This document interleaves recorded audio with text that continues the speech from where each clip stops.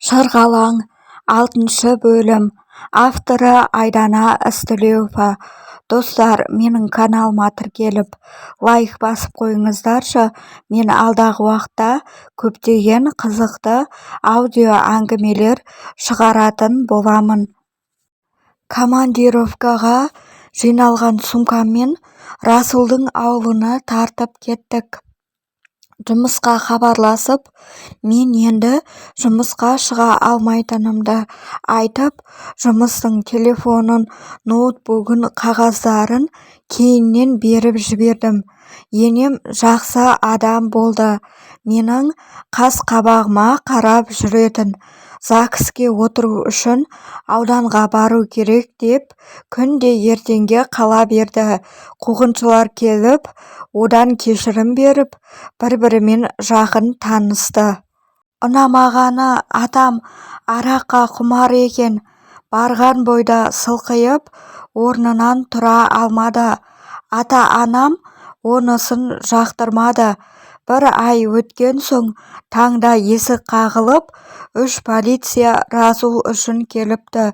Күйеуім шыққан бойда қолын қайырып, жарға тақап, қалтасын тінтіді. Түсінбей бір орында қадалып тұрып қалыппын. Енем мен атам айқайлап жылап, жалынып жүр, не болды деп. Олар екі бүктеп көлікке тиеп алып кетті. Терезеден оның маған қарап, мені аяп кетіп бара жатқан бейнесі әлі көз алдымда.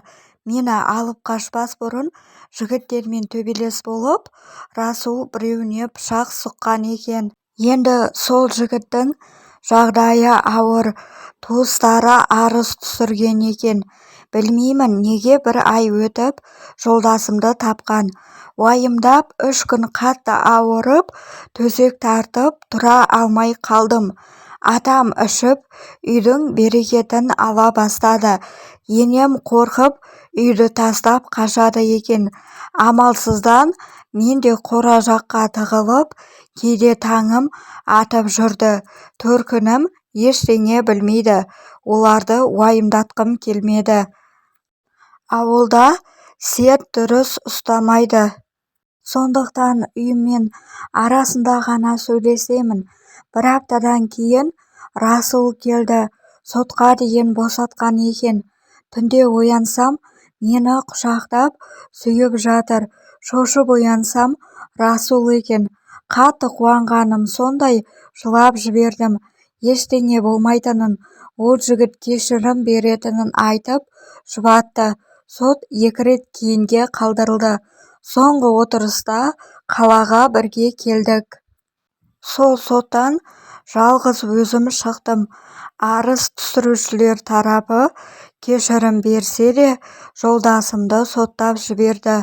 Мен берілмей, поликлиникаға ақша беріп, аяғым ауыр деген анықтама жасатып, адвокат жалдап, апелляцияға бердім.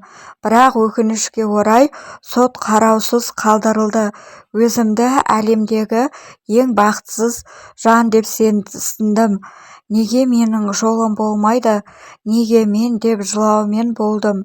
Мені жұбатқан ешкім болмады.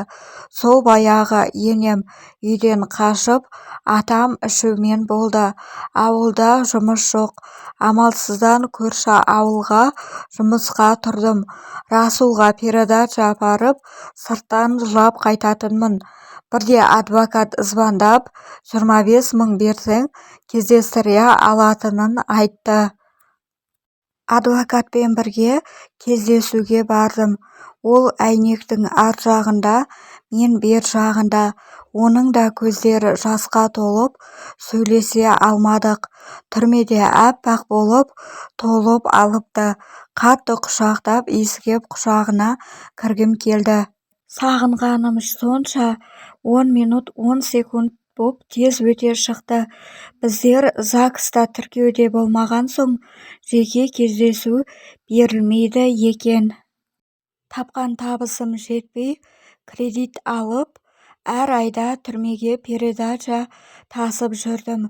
Өмірім солай бос өтіп жатты. Барлық айлығым сол передачаға кетеді. жылы киім тамақ апарамын. Қалаға ауылдан қатынау үшін жолыма тағы кететін. Солай кері ауылға қайтатынмын. Бірде жұмысқа жас жігіт келді.